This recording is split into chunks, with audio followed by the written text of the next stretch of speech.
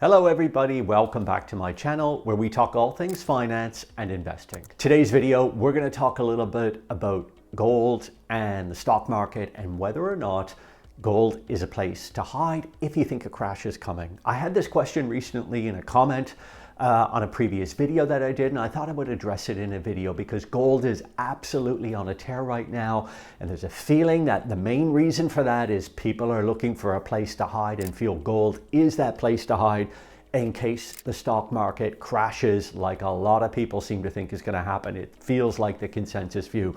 So we'll look back over a few crashes over the last 25 years or so and see what gold did versus the S&P 500 to try and get an idea if that's a place that you should be putting money in preparation for a crash. We'll also talk a little bit about what to do if the market crashes, the approach that you should have, and things that you should keep in mind to help you weather the storm and have a bit of a playbook the way smart investors do it. And I've seen this for over 20 years in the markets with some very smart individuals and some not so smart individuals as well. And the results can be very different, of course. So let's get right into it. Gold, stock market, what you should do if the market crashes, and let's go. Okay, so on my screen right here, I've got a price comparison, annual returns of spot gold versus the S&P 500. I've taken the S&P 500 mainly because it's such a diversified and the most quoted kind of stock market index. So what we want to see here is what the annual returns were in spot gold versus the S&P 500, and also what was happening in the years leading up to a crisis like we've had over the last 25 years or so. So let's go all the way back. We'll start it off looking at times like 96, 97, 98. As you can see here, the stock market was starting to rip higher due to the dot-com boom. Those are unbelievable returns year after year going right up through 1999. And look at gold, it was actually selling off as the stock market was ripping. So you obviously would have wanted more money in stocks than you would have in gold. We get up to 1999 and it has kind of held true, although gold starts to turn into the green here versus the S&P. But look what starts to happen in 2000. This is when the stock market was starting to go in the other direction, and then it goes down over 9%, but gold itself was down around 6%. So while it outperformed, it was not a great place to be in 2000. But if you start looking at 2001, it outperformed the S&P 500 by quite a lot, around 12-13% or so. So it was clearly a place to be, and this was kind of right in the middle of the crash of the dot-com bust. So gold would have been a great place to be as part of that. Look at 2002, over a 40% outperformance by gold, and this as well was right in the thick of the sell-off. The S&P was down 22%, gold was up 24%. So definitely gold would have been a place to be during that time. And then they basically came back around when the market started to recover, the stock market that is. Gold still did okay, just under 22%, but the S&P 500 was up almost 29%. So in the depths of the dot-com bust, gold was a good place to be for sure. Okay, so that's the first one we'll look at. Let's go ahead a few years and we get into in and around the beginnings of the global financial crisis, which was a big time crash as well, and less so around tech stocks. And now we're hearing a lot of tech stocks and AI mainly, but the global financial crisis was kind of across the board because it was an economic debt crisis that we had in the US and many other countries as well. So 2006, you can see here gold really starts to outperform, 24% to 15%. And this, I remember this going on, and this was starting to be a feeling where people were starting to build a position in gold with a feeling that something wasn't right. There was a bit of a red flag in the market here, and that something was going to happen. 2007, and this is the beginning of when the stock market started to sell off. It was actually October 2007 where the market started to wobble a little bit, and we started to get these feelings of a crisis or some sort of a crash was around the corner based on housing. 2008, the volatility and the sell-off was unbelievable. And as you see here, again, in the middle of the crash, you would have done very well if you held gold versus the S&P 500, which was down 37% in 2008, whereas gold was up 3.4. That's a massive outperformance of spot gold versus the S&P in 2008. 2009, it starts to turn a little bit. In March 2009, we had bottomed out and the market started to come back. But gold continued to go up, and it still outperformed the S&P 500 in 2009. So you would have done very well to be in gold, say, the year before the crash, when the crash started, definitely in the depths of the crash, and the year starting the recovery in the stock market. But we go ahead to 2010 and we still have gold outperforming almost 2 to 1 here. And if I remember, we were starting to get the feeling of a debt crisis again, mainly in Europe. And that's what's kind of happened through 2010 and 2011. So gold outperformed again as we had kind of a crash in the European debt crisis. Greece had some really big problems there with their debt. So gold turns out to be a great place to have hidden some of your assets, if not all of your portfolio, during that time period. Okay, let's go forward a little bit. And as we're kind of leaning into COVID, which was the next massive sell-off that we started to see. So look at 2019, the stock market ripped back 31.5%, whereas gold did around 18.8%. And at this time, there was a bit of a feeling that the stock market was overvalued. We were going to see a sell-off, but obviously nobody was talking a pandemic at this time.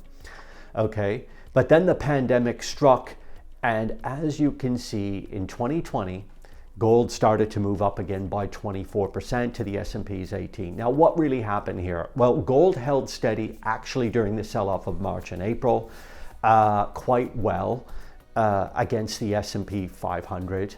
But remember, the government came to the rescue by printing money, stimulus that really got the stock market going again. But also at this time, people were starting to have a feeling that there could be inflation coming down the road due to the quantity of stimulus that we saw during COVID with the stimulus checks and everything being handed.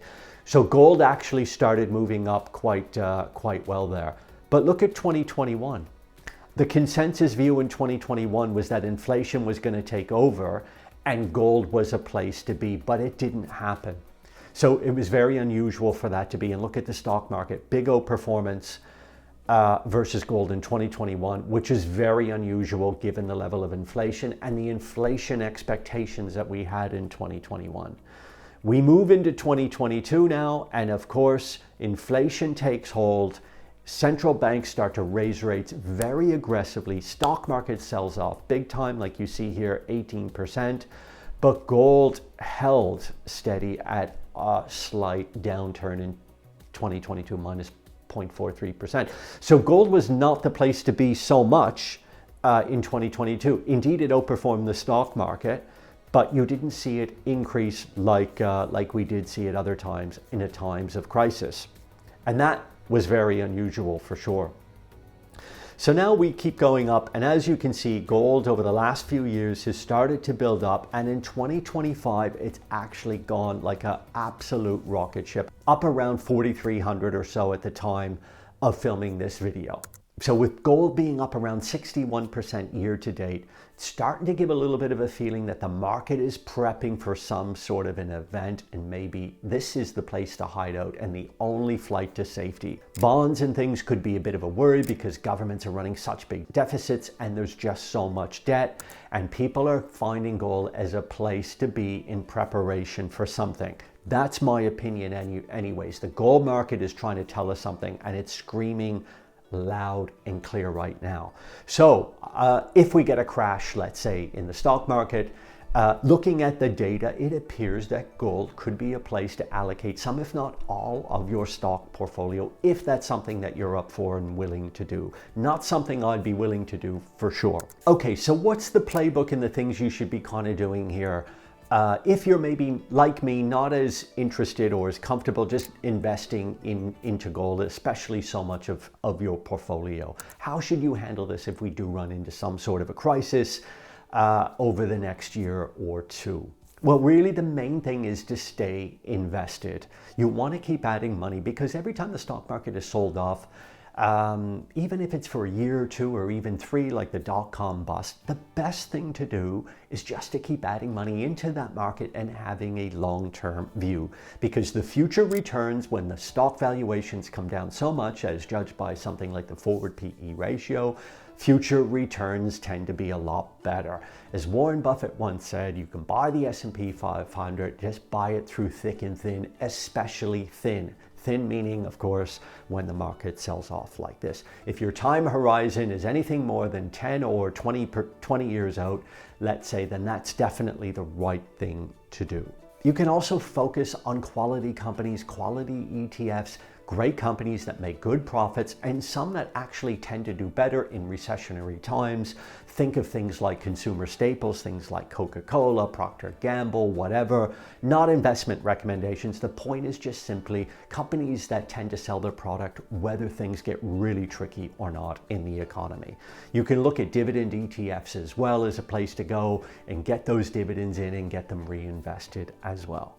Another thing that you could do is look to rebalance. Now, rebalancing just works simply like this. Let's say your asset allocation is 70% stocks and 30% in fixed income or cash. Well, if the market sells off quite a lot, then what you're probably going to find that your stock component is no longer at 70%, it might be at 60, and 40% is at your bond component, because that is held steady. But that only works really if you're diversified, and by diversified that means that your portfolio allocation is made up of components that don't trade in the same direction. In other words, they don't both go up or down at the same time. So they're negatively correlated. And generally speaking, and there have been exceptions to this, fixed income and bonds, and as we saw with gold, they tend to have a negative correlation. So back to our example of 70-30% on a portfolio, if your stock allocation is now down to 60 because the market has moved down and the bond market is held steady, and now you're at a 40% bond allocation, then you can rebalance by selling 10% of that bond allocation and using that money to buy more stocks to rebalance to get back to your 70-30 allocation. And that way you're kind of buying stocks when they're low and selling them when they're high, because at some point when the market runs hot again, your allocation will shift up and you might be at, say, 80-20. So you could then decide to rebalance, sell some stocks and put it into fixed income. Now, this is a great way to diversify and to prevent you from buying high and selling low, and forces you to actually do the opposite. But when it comes to rebalancing, a lot of people get stuck and they start rebalancing all the time, like maybe on a monthly basis or even a quarterly basis. And to be fair, that's just too often. All you're really doing there is paying commissions and getting your broker actually to be the one to make money instead of you. You could do this biannually or even annually, and that's all you really need to do.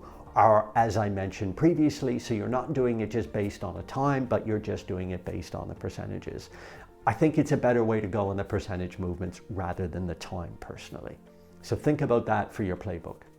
Of course, the number one thing of not to do when it comes to a market sell-off or a crash or a crisis like we may or may not experience over the next year or so is to panic sell. It's the worst thing you can do. I remember in April during the tariff sell-off, watching some YouTube videos, a lot of comments around people who felt very happy with themselves because they went to cash in January of 2025 expecting things to sell off. They were so pleased, but guess what? They never would have gotten in at the time of the bottom of that because it snapped back so quickly, and it always snaps back quicker than most people imagine. In all of the crashes I've been a part of, the market recovered well before people thought it would. So just bear that in mind. Do not panic sell at all, because you'll never be able to time the market to get back in. And a lot of people have missed that return, definitely from April up to now, and have missed those unbelievable gains that we've seen in and around 40% from the bottom of April up to the highs recently. All right, so let's recap quickly. This is your checklist for your playbook. Ultimately, if the market does sell off, the first thing that you want to do is just keep investing. Invest through thick and thin. Next, you want to consider rebalancing. So if the percentages of your stock allocation is very high versus your bond, you may want to sell some and rebalance that portfolio. Do so on a percentage basis more so than on a monthly or quarterly or on a time basis, in my opinion. Diversify across asset classes. You want to consider having asset classes in your portfolio that don't move in the same direction. So stocks versus bonds versus gold, for example, is a way to go. You can increase your gold allocation if you want to, but keep in mind, up around 60% year to date, wow, that is a big move, and you maybe don't want to be on the wrong side of that. I don't know where it's going over the next year or so, but that is a heck of a run. Focus on quality companies, focus on quality ETFs, and on the fundamentals, on companies that are making money, paying dividends, and will continue to make money if we have any sort of financial crisis or crash. And finally, ignore the noise, follow your plan, stick to your plan through thick and thin for the long term, and you'll be rewarded with some of the great returns that the stock market will provide you. If you do all of those things, you're likely to have a fantastic outcome, and most of all, be able to stomach the ups and downs that come with the stock market in the times of high volatility and a crash or a crisis. That's my video looking at spot gold compared to the S&P 500 and a playbook on what to do if we do find ourselves in a stock market crash or some sort of a crisis over the next year or so. The gold market is trying to tell us something, in my opinion, but I just don't know what's going to happen, and most people do not, for that matter. But things could get very interesting over the next year or so. I hope you liked the video. Leave me a comment. Tell me what you think. Hit the like button if you like the video so we get it out to more people like that. And subscribe to my channel if you haven't done so. I would really appreciate if you would take a second and subscribe to my channel. It really helps me out. And as always, I wish you nothing but the best in your savings and investment journey.